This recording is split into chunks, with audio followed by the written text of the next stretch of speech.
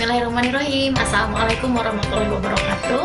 Saat ini saya mau berbagi sharing ilmu bersama teman-teman mengenai stres yang baik ya.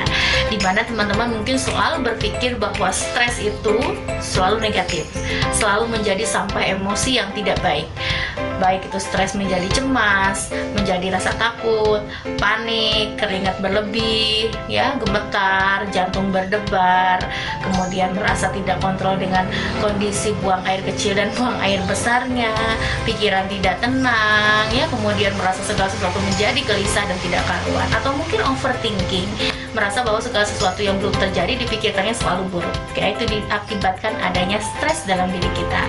Tapi yang terkadang tidak teman-teman sadari bahwa ternyata stres ini juga ada yang positif loh, ya. Dan stres ini sendiri terjadi dikarenakan adanya persepsi kita yang menjadi positif terhadap stres itu sendiri, terhadap tekanan itu sendiri, atau terhadap masalah itu sendiri. Ini dinamakan sebagai stres baik, atau bahasa psikologisnya adalah eustress.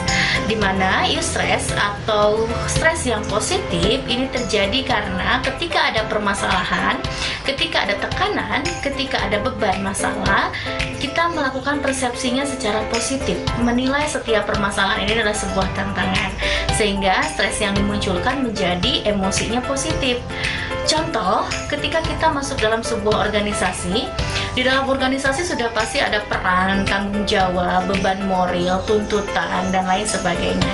Ketika kita mempersepsikannya menjadi positif, maka itu tidak menjadi stres negatif, sehingga kita melakukan aktivitasnya dengan lebih positif, termotivasi diri kita masuk ke dalam organisasi tersebut, termotivasi diri kita untuk menyelesaikan tugas sesuai dengan deadline-nya, atau mungkin sebelum deadline-nya, menyelesaikan segala sesuatu tuntas, bagus, teliti, dan ini dinamakan sebagai eustress ya. Ketika adanya tekanan, ketika adanya peran baru, kita melakukannya dengan hal-hal positif karena persepsi kitanya menjadi positif.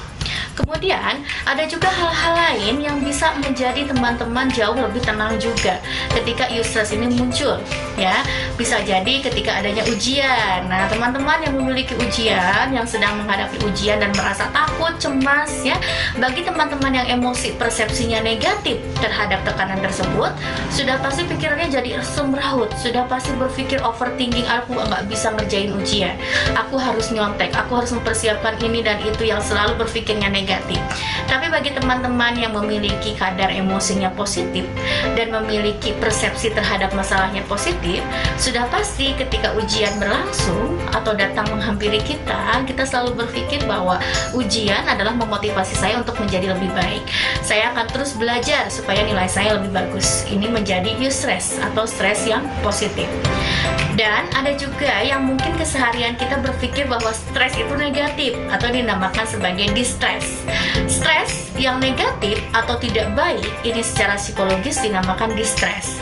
Stres itu sendiri ya ada dua macam untuk distress. Ada yang stres kronis dan stres akut. Kalau stres akut, di mana kondisi stresnya ini ketika datang dia bisa mengendalikannya dengan tempo waktu yang dekat, yang cepat, mudah, bahkan bisa selesai dengan sendirinya. Sedangkan yang kedua ini dinamakan sebagai stres kronis, lebih ke arah yang berhubungan dengan stres-stres yang lebih kondisinya membuat kita sulit untuk bisa beradaptasi atau menyelesaikan stres itu sendiri ya.